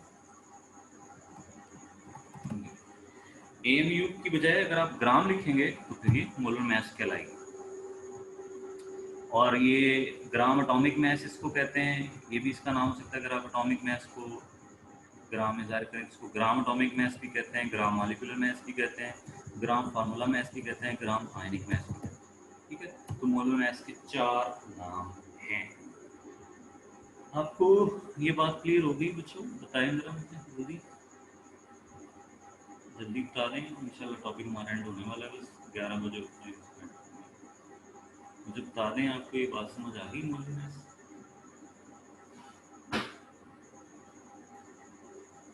बाकी लोग किधर गए? 23 पार्टिसिपेंट्स हैं, 3 लोगों के जवाब सो गए। नफीसा, सादिया ठीक है, सहरिश, फरा, बाकी किधर हैं सारे? उस्मान, ताहिर वेरी गुड, आयशा, ताहिरा, आप लोग नहीं बोल रहे। जीशान अहमद, मोहम्मद उस्मान, मरीम, सादिया किधर है? ठीक है, जाग रहे जी। और नेक्स्ट हम चलते हैं। अब मैं मोल को लिंक करूंगा तादाद के साथ। किसके साथ लिंक कर रहा हूँ? गिनती के साथ। आप सादा लफ्ज़ में गिनती के साथ मोल भी लिंक है। मोल ना सिर्फ मैस के साथ लिंक है, मोल गिनती के साथ भी लिंक है। वो कैसे? वो ऊपर मैं आपको बता देता हूँ, ये देखिए, 1 mole is equal to Avogadro number. ठीक है, यानी मोल ना सिर्फ मैस के साथ लिंक है बल्कि ये तादाद के साथ भी लिंक है। 1 मोल होगा तो उसके पार्टिकल्स की तादाद होगी 6.02 10⁻23। 1 मोल का मतलब इतनी तादाद भी होता है। ये दूसरा कंसेप्ट है मोल का। मोल तादाद गिनती के साथ भी लिंक है। अगर आपने पार्टिकल्स की तादाद निकालनी है तो आप कैसे निकाल सकते हैं? आपको टोटल जो है वो, ये मैं फार्मूला, नंबर ऑफ मोल्स, ठीक है, is equal to n. N mean number of particles जितने भी हों, और नीचे डिवाइड बाय एवोगैड्रो नंबर। आप इसको उल्ट भी ले सकते हैं, यानी अगर आप पार्टिकल्स की तादाद फाइंड करना चाहते हैं एन, और आपके पास मोल्स की तादाद है, तो फिर आप मोल्स की तादाद के साथ क्या करें, एवोगैड्रो को उधर जाके मल्टीप्लाई करें। इस तरह आप पार्टिकल्स की तादाद मालूम कर सकते हैं। ठीक है जी। और पार्टिकल्स कौन कौन से हो सकते हैं? एटम्स, मॉलिक्यूल्स, फार्मूला यूनिट्स और आइंस। यहाँ पर मैं एक क्वेश्चन पूछता हूँ, आपने जल्दी मिलकर नहीं, ये बात काफी हो चुकी है, छोड़ देते हैं आगे चलते हैं। मोल, मोल वॉल्यूम के साथ भी लिंक है, ठीक है। अगर आपको ये भी नंबर ऑफ मोल्स हम कह देते हैं, number of moles is equal to volume of gas, ठीक है। ये गैस की बात है भाई, आइडियल गैस की, वो क्या होती है ये हम फिर बाद में डिस्कस करेंगे। ये सिर्फ गैस तक लिंक है, किसी और सॉलिड या लिक्विड से नहीं। तो ऊपर वॉल्यूम और नीचे मोलर वॉल्यूम आ जाए। मोलर वॉल्यूम क्या होता है? Vm is equal to 22.414 decimetre cube. Suppose आपको कहा जाए कि भाई आपके पास एक आइडियल गैस है, उसका टोटल वॉल्यूम है 30 डेसीमीटर क्यूब, तो आप बताएं उसके कितने मोल होंगे? आप क्या करेंगे? 30 डेसीमीटर के ऊपर रखेंगे, मोलर वॉल्यूम की वैल्यू नीचे रखेंगे। आपको रट्टा होना चाहिए मोलर वॉल्यूम क्या कितनी होती है, वो नीचे रखेंगे, डिवाइड कर देंगे, तो आपके पास आंसर आ जाएगा। ये आपको वो कह देता है कि भाई ये गैस है, उसके मोल्स हैं 0.5, तो बताएं उसका वॉल्यूम कितना होगा? तो आप क्या करेंगे? नंबर ऑफ मोल की जगह 0.5 लिखेंगे और मोलर वॉल्यूम को इधर लाके मल्टीप्लाई कर देंगे, ठीक है। और मैं आपको बताऊँ, इसी तरह के वो क्वेश्चन देते हैं ज़्यादा, क्योंकि कैलकुलेटर अलाउड नहीं होता, तो इसी तरह के देता है, ताकि आप लोग मल्टीप्लाई डिवाइड खुद से भी कर सकते हैं या आप कैलकुलेटर के मोहताज हैं।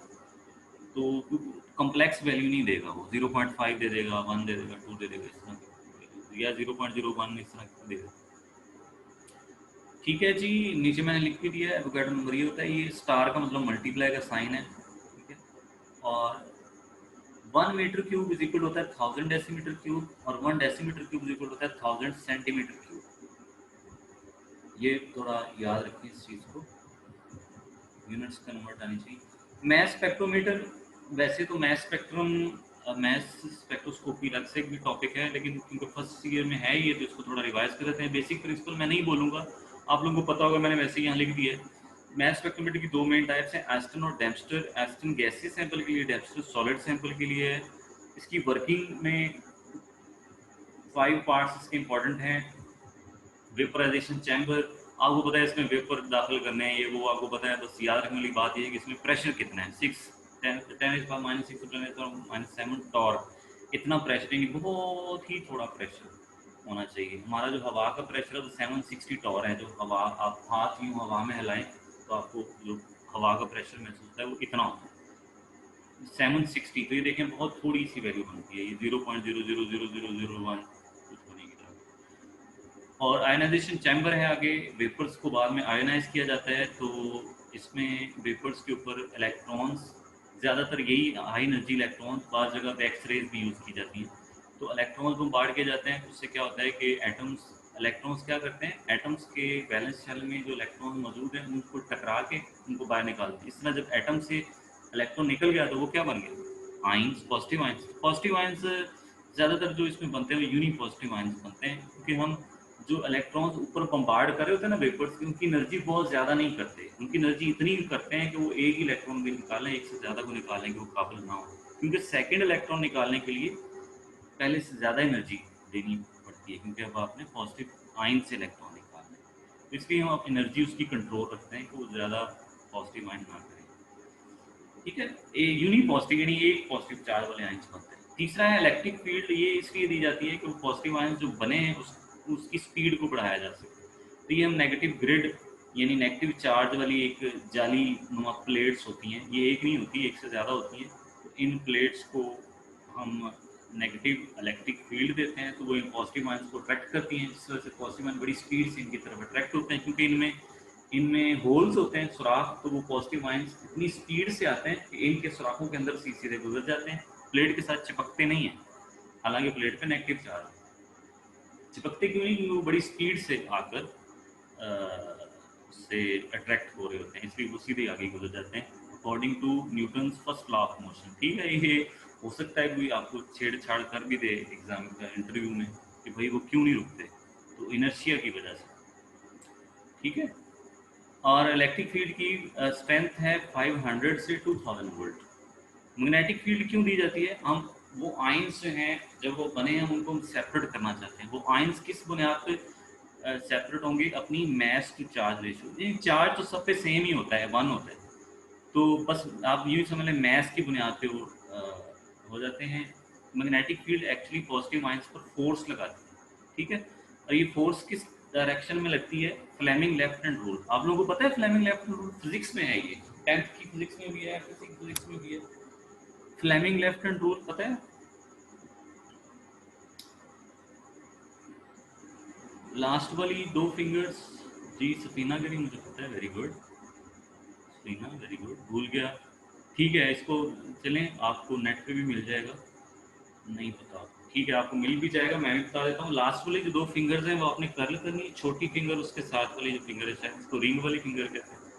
इनको कर्व करना है, बंद करना है, और अंगूठा ऊपर को करना है, और अंगूठों के साथ जो उंगली होती है उसको बिल्कुल सीधा करना है, जो बड़ी उंगली इसको टेढ़ा कर लेना है। ठीक है, तो अंगूठा और उसकी अगली उंगली और उससे मिड वाली जो उंगली है, ये तीनों डिफरेंट डायरेक्शन में होती है। आपका जो थंब है ये ऊपर को होगा, अगली फिंगर सीधी होगी, और बड़ी फिंगर जो है मिड वो एक और साइड पे होगी। शायद आप समझ रहे कि नहीं, क्योंकि वीडियो तो नहीं है तो इसलिए मैं आपको नहीं बता सकता, शायद होपफुली आप समझ गए। तो जो आपकी मिड फिंगर है ये पॉजिटिव आयंस की डायरेक्शन को शो कर रही है, जिधर से पॉजिटिव आयंस आ रहे हैं, और जो मैग्नेटिक फील्ड है ये परपेंडिकुलर लगाते हैं।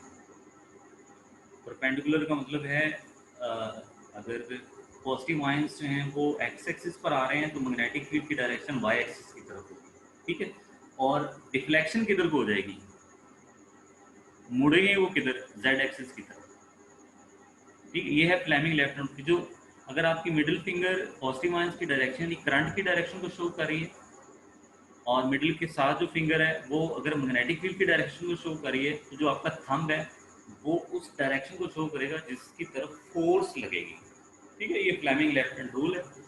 तो इस तरह वो डिफ्लेक्ट हो जाते हैं, और जो जितना भारी होता है मैस उसको उसको वो कम उड़ता है, क्योंकि वो वजनी होता है। वजनी चीज़ पे अगर फोर्स लगेगी भी तो रुकते रुकते टाइम लेती है, इसलिए जिसका मैस ज़्यादा होगा वो कम उड़ेगा, और जिसका मैस कम होगा वो ज़्यादा मुड़ जाएगा।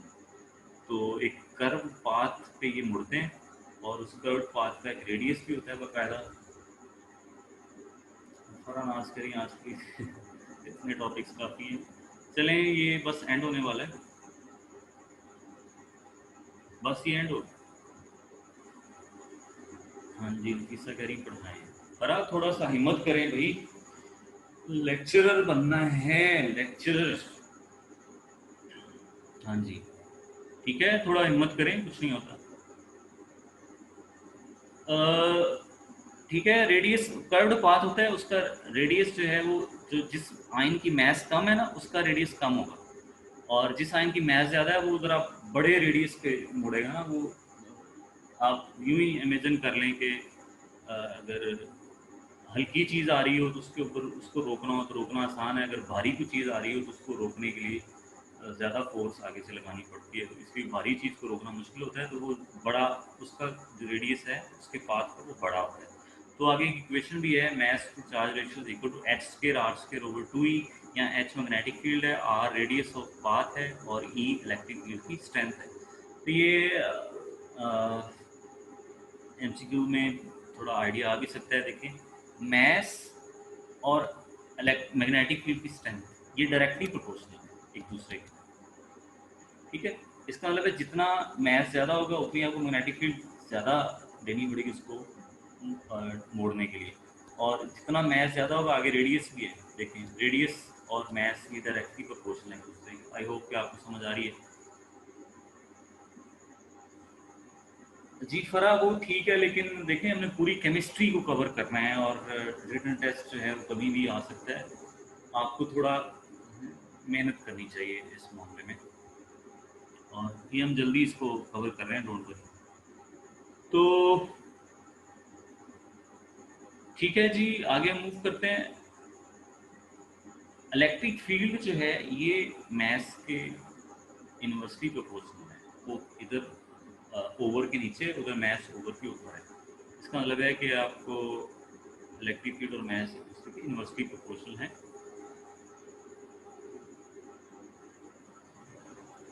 नेक्स्ट हम मूव करते हैं आयन कलेक्टर, लास्ट जो इसका पार्ट है, इसको इलेक्ट्रोमीटर भी कहते हैं। जब ये इस तरह के मटेरियल से बना होता है कि जब इसके ऊपर पॉजिटिव आयन आकर स्ट्राइक करते हैं, गिरते हैं, तो वो करंट प्रोड्यूस करते हैं, ठीक है। और उस करंट की जो स्ट्रेंथ है वो आपको देती है रिलेटिव अबंडेंस ऑफ आइसोटोप्स। क्या मतलब इस बात का कि देखिए जैसे नियोन की एग्जांपल बुक में दी हुई है कि जो 20 वाले आइसोटोप्स हैं वो ज़्यादा तादाद में आकर गिरते हैं, तो जितने ज़्यादा वो आकर गिरेंगे उतना ही करंट वो ज़्यादा प्रोड्यूस करेंगे उनकी। और जो जितना ज़्यादा करंट होगा, इसको आगे जोड़ा होता है एम्पलीफायर और रिकॉर्डर के साथ मॉडर्न मैथ स्पेक्ट्रोमीटर में, ठीक है। तो वो रिकॉर्डर क्या करता है, उस करंट जितना ज़्यादा करंट प्रोड्यूस होगा, रिकॉर्डर उतनी बड़ी पीक ऊंची बना देगा। तो जो 20 वाले नियोन 20 वाले आइसोटोप्स हैं उनकी पीक ऊंची क्यों बनी हुई है, क्योंकि वो तादाद में बड़े ज़्यादा, इतने ज़्यादा हैं कि उन्होंने करंट ही बहुत ज़्यादा प्रोड्यूस किया, उनका करंट ज़्यादा था इसलिए उनकी पीक ऊंची बनी। और जो नियोन 21 वाले हैं उनका करंट बहुत थोड़ा बनता है, क्यों, क्योंकि वो तादाद में बड़े ही थोड़े चंद एक 21 वाले आकर गिरे, इससे करंट ही थोड़ा प्रोड्यूस है, इसलिए वो 0.256 कुछ इतनी उसकी रिलेटिव अबंडेंस होती है। तो इसका मतलब है करंट की स्ट्रेंथ आप कह लो, करंट की स्ट्रेंथ से पीक की लंबाई पता चलती है, और पीक की लंबाई से रिलेटिव अबंडेंस ऑफ आइसोटोप्स पता चलती है। रिलेटिव अबंडेंस से क्या मराद है कि एक आइसोटोप दूसरे आइसोटोप के लिहाज से कितने परसेंट पाया जाता है।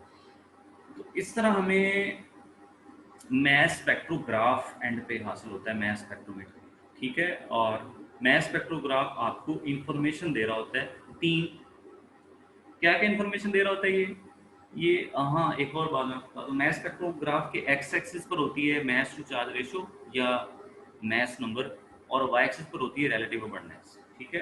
ये आपको तीन इंफॉर्मेशन दे रहा होता है। हाइट ऑफ पीक आपको बता रही होती है relative abundance, number of peaks can tell you number of isotopes. ये मैंने जो कैन लिखा है ना, ये एम ए नहीं लिखा हुआ, इसके पीछे एक रीजन है, ठीक है। रिजवान जोर ये क्या कहना चाहिए, सीड से पढ़े सर, ये क्या कहना चाहिए, स्पीड से पढ़े। एवरेज एटॉमिक मास भी आप इससे निकाल सकते हैं। अभी हमने पीछे पढ़ा ना, एवरेज एटॉमिक मास के लिए आपको दो चीज़ें चाहिए, क्या क्या चाहिए आपको, आइसोटोप का मास चाहिए होता है और रिलेटिव अबंडेंस चाहिए होती है। आप उनको मल्टीप्लाई करते जाएं, बाद में ऐड करके 100 पे डिवाइड कर दें, तो आप एवरेज एटॉमिक मास निकाल सकते हैं। ये क्वेश्चन मैंने साइड पे लिखा है। Do you know how many peaks a chlorine sample will give in mass spectrograph. आप लोग इसका आंसर देंगे, फिर मैं आपको इस क्वेश्चन की मेरी लाइफ में इंपॉर्टेंस बताऊंगा। दो पीक्स आ रही हैं, दो पीक्स, दो पीक्स, दो पीक्स,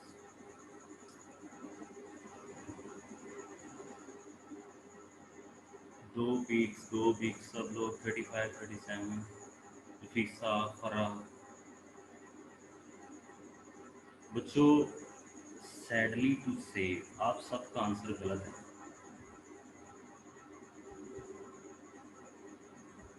जब मैं इंटरव्यू के लिए एंटर हुआ 2015 में, तो वो सामने जो मेंबर था पीपीएससी का, वो कह रहा था, उसने कहा जी अपना इंट्रोडक्शन करवाएं, तो इंट्रोडक्शन करवाया। तो फिर उसने सब्जेक्ट वालों का जी क्वेश्चन पूछे, मुझे पहला क्वेश्चन ये पूछा उन्होंने, छक्का मारा मुझे, मतलब छक्का नहीं सॉरी बाउंसर मारा, या आप कह लें यॉर्कर मारा क्रिकेट की जुबान में, यही पूछा उसने। और अगर मैं आप लोगों वाला आंसर देता तो मैं यहाँ आपको पढ़ा कोई नहीं रहा ना, उसने मुझे फेंक देना था बाहर। इसका आंसर 2 नहीं है, इसका आंसर 2 नहीं है, इसका आंसर है 5।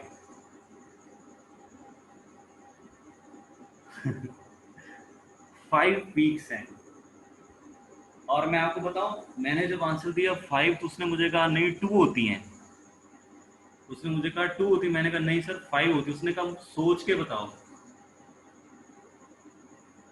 इंटरव्यू जो मुझसे ले रहे थे उन्होंने कहा सोच के बताओ, मुझे वो पजल करना चाह रहे थे। मैंने कहा, मैंने थोड़ा सा सट्टा लिया, यानी सोचा फिर बैठ के, फिर मैंने सोच के फिर बताया नहीं सर 5 ही होती। उन्होंने ही मुझसे पूछा क्यों होती हैं 5, क्योंकि उन्हें पता है क्यों होती है। ठीक है, ये 5 क्यों होती हैं बताऊं आपको?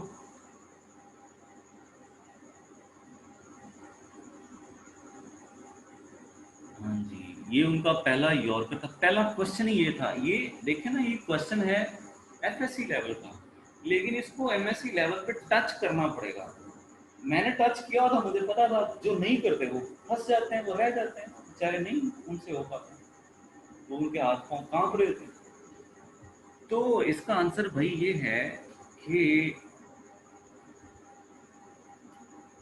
क्लोरीन की जो है ये नियोन की तरह एटॉमिक स्टेट में नहीं होती।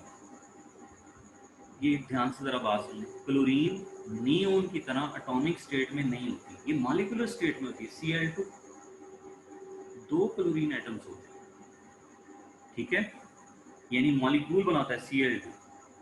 और जब इस पे हम आयनाइजेशन चैम्बर में इलेक्ट्रॉन्स बम्बार्ड करेंगे इसके ऊपर, तो कौन सा आयन बनेगा, सिंपल आयन या molecular ion? Obviously molecular ion भी बनेगा, और हो सकता है सिंपल आयन भी बने, वो भी बनता है। वो सिंपल आयन कैसे बनता है? अगर दोनों क्लोरीन के जो बीच में बॉन्ड वाले इलेक्ट्रॉन हैं, जो शेयर होकर म्यूचुअल शेयरिंग से बॉन्ड बनता है, कोवलेंट बॉन्ड, अगर वो वाले इलेक्ट्रॉन बीच वाले निकाल दें तो बॉन्ड टूट जाएगा दोनों का। तो दोनों क्लोरीन अलग अलग भी हो सकते हैं। ठीक है, जरा केयरफुली ये देखें, बात जरा केयरफुली सुने। तो इसका मतलब है क्लोरीन मॉलिक्यूलर आयन भी हो सकते हैं और क्लोरीन के सिंपल आयन भी हो सकते हैं, Cl पॉजिटिव भी हो सकते हैं। ठीक है, अगर Cl पॉजिटिव हो तो वो 2 पीक्स बनाएंगे, एक क्लोरीन 35 वाला और एक क्लोरीन 37 वाला। ठीक है, Cl पॉजिटिव की 2 पीक्स होंगी, 35 और 37। ठीक है, अब Cl2 जो बना है, अब उसके 3 चांसेस हैं Cl2 के। हो सकता है वो Cl2 में दोनों ही 35-35 वाले हों, तो फिर वो पीक कहाँ जाके बनेगी, 70 पे।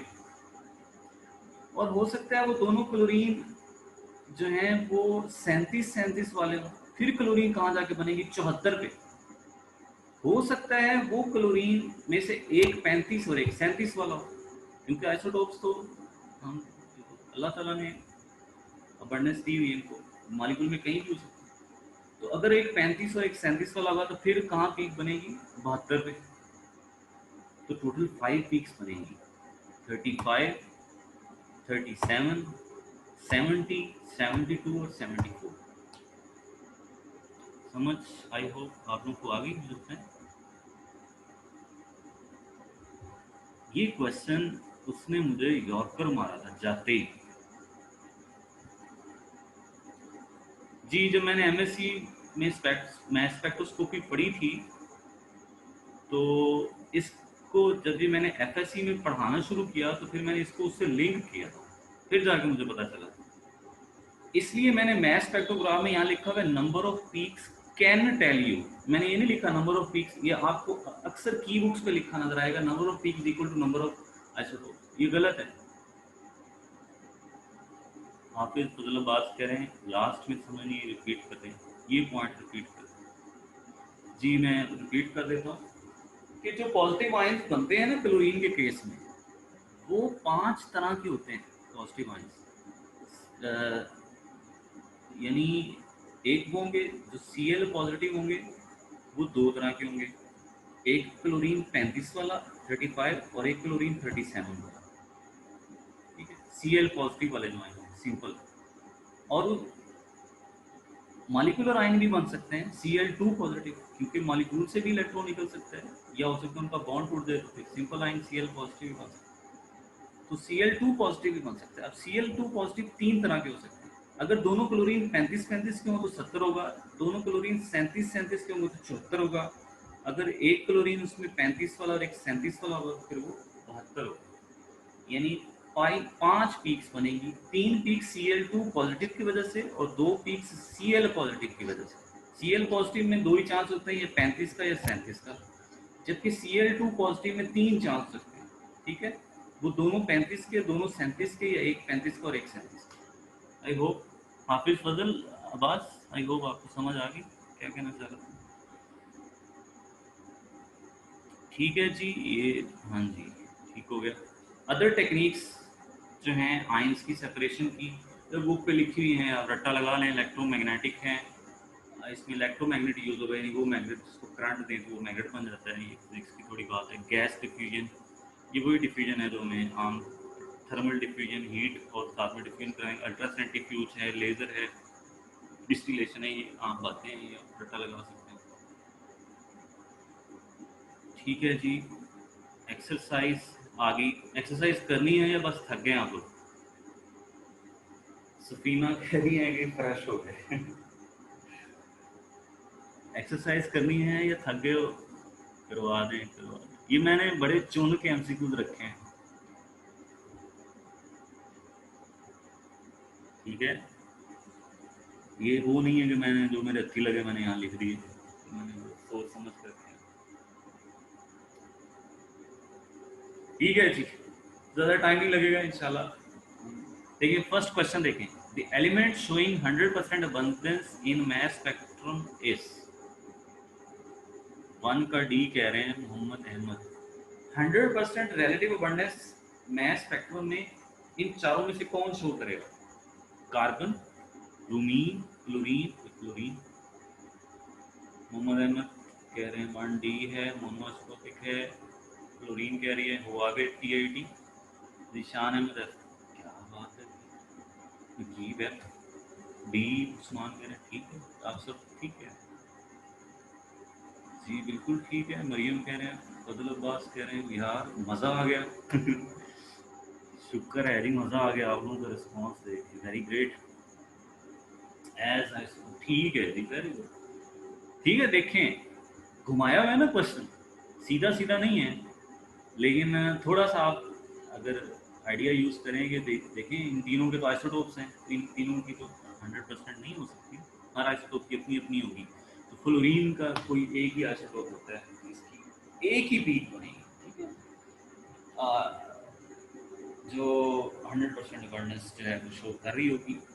वैसे अगर F2 करें तो वो एक डबल भी बनेगी पीक, एक बनेगी, इसका एटॉमिक मास है 19 होता है, तो एक 38 पीक बनेगी। ठीक है, लेकिन अगर आइसोटोप्स की केस में देखें तो ये 100% अबंडेंस इसका आइसोटोप देगा, तो इसलिए ये एक है। जी जी, वो आप ठीक कह रहे हैं कि मैंने उस तरफ इशारा कर दिया कि अगर आइसोटोप्स की सेंस में देखें तो फिर 100% अबंडेंस ये देगा। इसलिए उसने अबंडेंस का ज़रा जिक्र कर दिया ना, पीक्स की तादाद नहीं पूछी।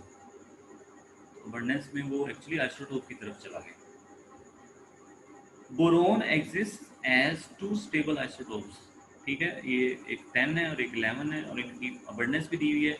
तो एवरेज एटॉमिक मास आप निकाल लेंगे भाई, एवरेज एटॉमिक वेट लिखा है या मास लिखा है, निकाल लेंगे 10.8। ठीक है, फार्मूला मैंने आपको बताया हुआ है। ओके, वो फार्मूला आपने लगाना है। ठीक है, ये नहीं है कि अब नियोन के अलावा कोई और उसने दे दिया तो आप फंस के बैठ गए, आ गए पता नहीं ये क्या उसने दे दिया। ठीक है, हाँ, आपको अप्लाई, आपको अपना कॉन्सेप्ट, अपना नॉलेज किसी और जगह भी अप्लाई करना आना चाहिए। ये थोड़ा कॉम्प्लेक्स है। Elements x and y combine to form 2 compounds xy and x2y। Find the atomic mass या atomic weight of x and y if the weight of 0.1 mole of xy is 10 gram, 0.05 mole of x2y is 9 gram. लें जी, ये तो बताएगा पहला step इसमें क्या करेंगे। सिर्फ पहला स्टेप मुझे बता दो, क्वेश्चन को अच्छी तरह पढ़ लो और मुझे हिंट दे दो कि पहला स्टेप आप क्या करोगे। अच्छी तरह पढ़ लो, टाइम 1 मिनट ले लो, बाकी आसान है।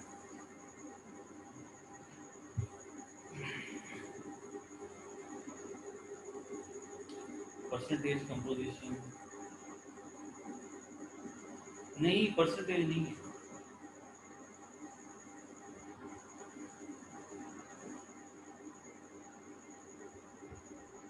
आपने निकालना है एटॉमिक मास दोनों, और यहाँ मोल वगैरह का जिक्र है, मोल का जिक्र है, इसका मतलब मोलर मास से आपको कैलकुलेट मिल सकता है। ठीक है,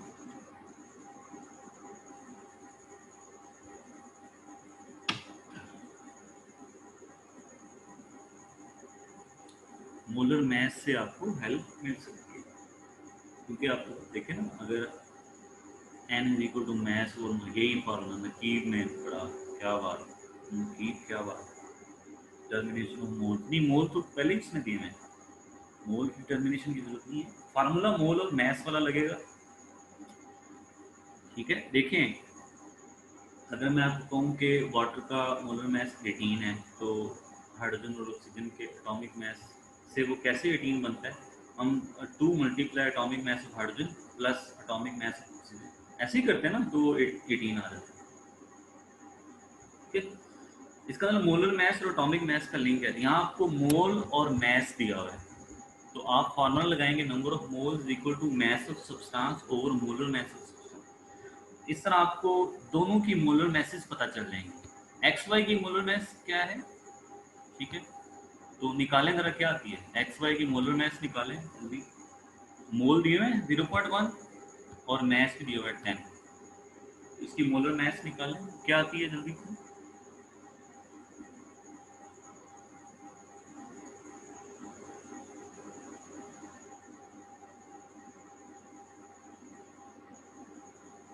जी, निशान, नफीसा, अहमद, फरा,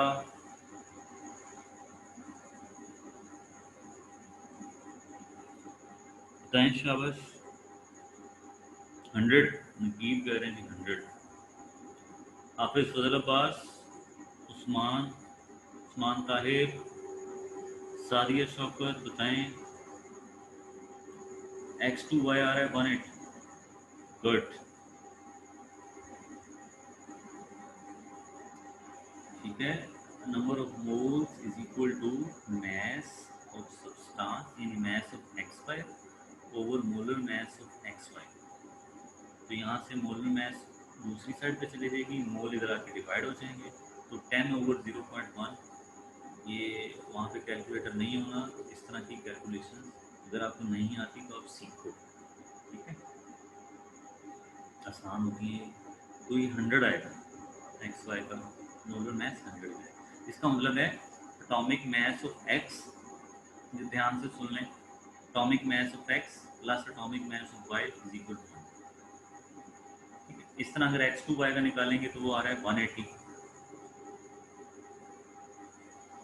सर ऐसे खुद करके दिखाएं साइड पे प्लीज। क्या फार्मूला लगाना नहीं आ रहा सफीना, ये क्या मसला आ रहा है?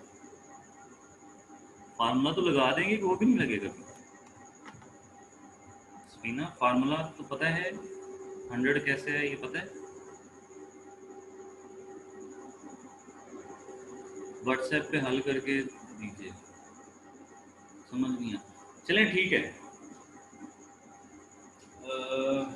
व्हाट्सएप ग्रुप पे मैं आपको सेंड कर दूँ। आसान था भाई, देखें, थोड़ा घुमा दिया तो घूम गए। सॉल्व इट प्लीज, ठीक है जी, ठीक है। ये वाई टी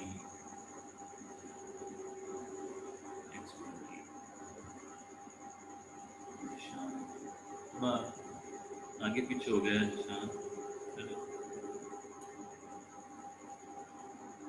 ठीक है जी, मैं व्हाट्सएप पे आपको अभी हल करके दूंगा, तो मुझे 5 मिनट देखने में लग जाएंगे। तो खैर, आप लोग इसको सॉल्व करें खुद, जो भी आंसर आता है आप करें, और बाद में मैं आपको सेंड करूंगा, उसके साथ कंपेयर कर लीजिएगा।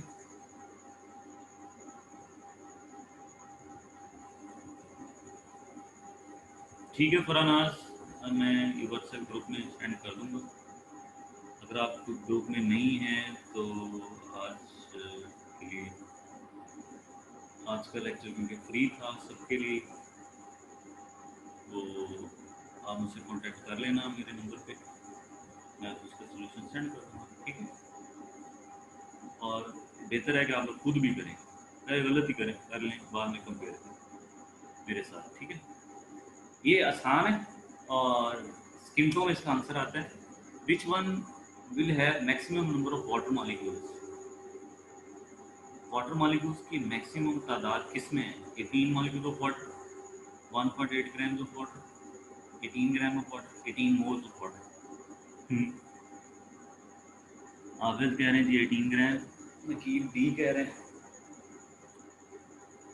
हाफिज अब कह रहे हैं 18 मोल में, रिशान कह रहे हैं 18 मोल में, मोहम्मद अहमद वाह भाई वाह, ग्रेट ग्रेट ग्रेट ग्रेट, ठीक है भाई, वेरी गुड। समझ आ गई? तो समझ आ गई भाई, एक मोल में कितने होते हैं मॉलिक्यूल? 6.02 10⁻23, ठीक है। तो 18 मोल में कितने हो जाएंगे? मल्टीप्लाई 18 कर दें उसको, बहुत ज्यादा है।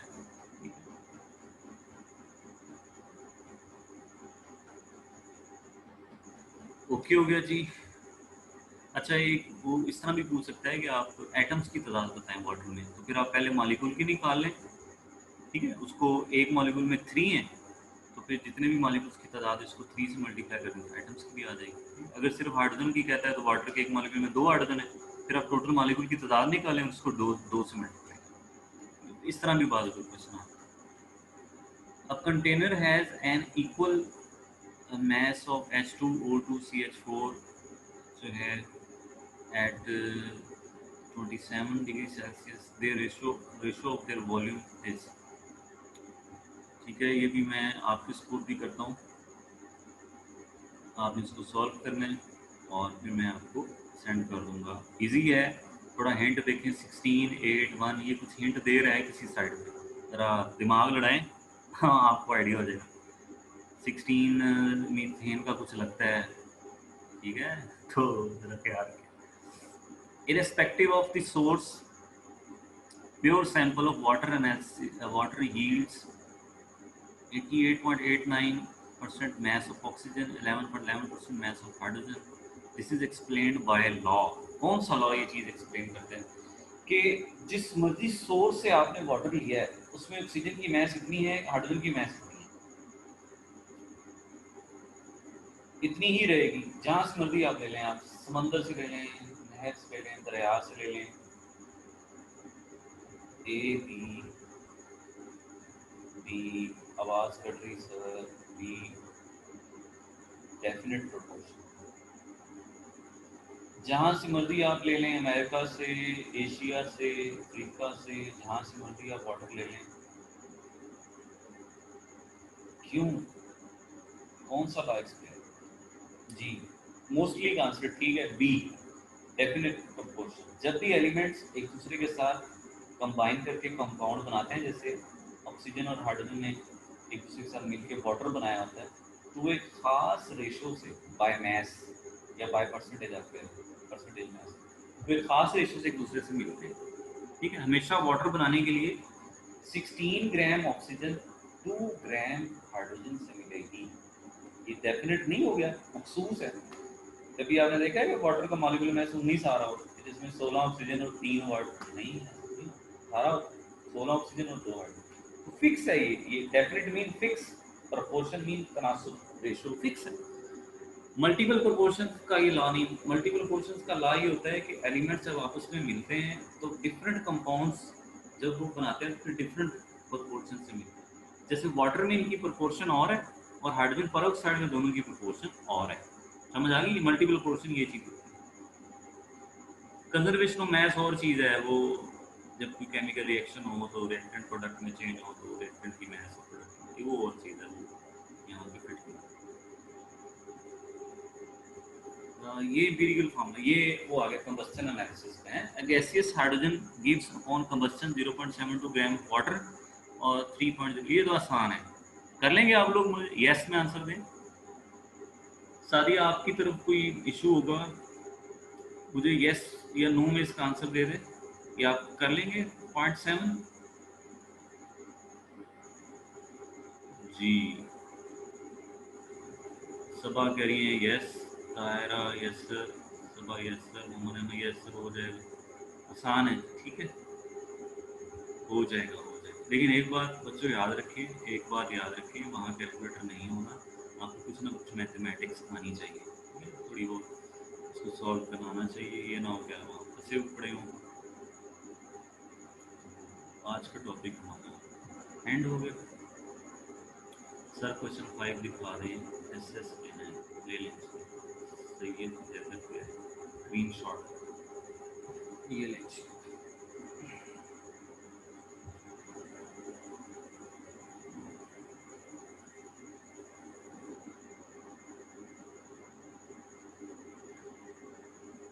ठीक है जी, आज का लेक्चर हमारा एंड हुआ चाहता है। आई होप के नहीं एफएससी नहीं, मैं इस तरह नहीं पढ़ाना आपको, चैप्टर वाइज नहीं पढ़ाना, मैंने आपको टॉपिक्स पढ़ाने हैं और एफएससी लेवल से लेके चाहे एमएससी लेवल तक का होगा वो फुल जाके मैंने टच करना है। ठीक है, जैसे आप लोग मुझे पूछ रहे थे सर आपने कैसे वो आंसर दे दिया मैथ्स तक को तो वही तरीका मैंने आपको समझाना है कि मैं कैसे देता हूँ आंसर। ठीक है, very informative interesting lecture, good way of teaching, माशाल्लाह, शुक्रिया हाफिज फजलुल्लाह। जानिए जरा कह रही कल का टॉपिक बता दें, टेस्ट देगी, very interesting lecture, thanks a lot Sadia Shaukat. जी है जी, बहुत अच्छा लेक्चर है, जज़ाकल्लाह गुड सर, आपने बहुत इंटरेस्टिंग पढ़ाया। जी थैंक यू जी आप लोगों का। तो सुबह का इंशाल्लाह होगा कोई फिजिकल केमिस्ट्री से कोई लेक्चर होगा, और फिजिकल स्टेट्स ऑफ मैटर में से मैं कोई एक स्टेट ले लूँगा। हाँ जी, टाइम 4 PM ही है, और अल्लाह करे जैसे मसला ना हो, अगर हुआ भी तो फिर उसको रिजॉल्व करने की कोशिश करेंगे। सबा कह रही है टाइम यही रख लें, बाकी लोगों का क्या ख्याल है, यही रख लें या थोड़ा 9:30 पे कर लें, बाकी लोगों का क्या ख्याल है? अहमद भी कह रहे हैं ठीक है, नकीब शायद बाहर निकल गए। जी सादिया कह रही ठीक है, उस्मान कह रहे हैं 9 बजे, और हाफिज फजल अब्बास कह रहे हैं 10 कर लें प्लीज़ आप साहब, ट्यूशन पढ़ाने सुबह 7 बजे, निशान अहमद सुबह 7 बजे, आयशा 9:30 बजे, फरानाज 4, ठीक है, तो बड़ी गड़बड़ आ गई है, आपने पता चला, ठीक है फिर 4 बजे ही भाई हैं, 4 से थोड़ा अगर आधा घंटा कोई पीछे या आगे भी किसी स्टूडेंट को एडजस्ट करने के लिए मुझे करना पड़े तो वो आप ज़रा सेट कर लेना, होपफुली पीछे ही आएगा, क्योंकि आगे हो सकता है शाम को आप लोग ट्यूशन वगैरह पे जाते हो, तो इसलिए मैं कोशिश करूँगा। ठीक है शाम का टाइम, ठीक है जी। आ, आ, मेरी तरफ से अब दुआ है आप सबके लिए, अल्लाह ताला आपकी मेहनत, पहले तो आपको मेहनत की तौफीक दे और फिर आपकी मेहनत से बढ़ के आपको नवाजे, और मेरी दुआ है कि आप सब लोग रिटन टेस्ट में और इंटरव्यू में बड़े ही अच्छे मार्क्स के साथ क्वालिफाई हों, और अल्लाह ताला आपको अच्छी डेजिग्नेशन, अच्छी पोस्ट से नवाजे और आपकी मेहनत से बढ़कर आपको, ठीक है जी, जज़ाकल्लाह, अल्लाह हाफिज़, बेस्ट ऑफ लक।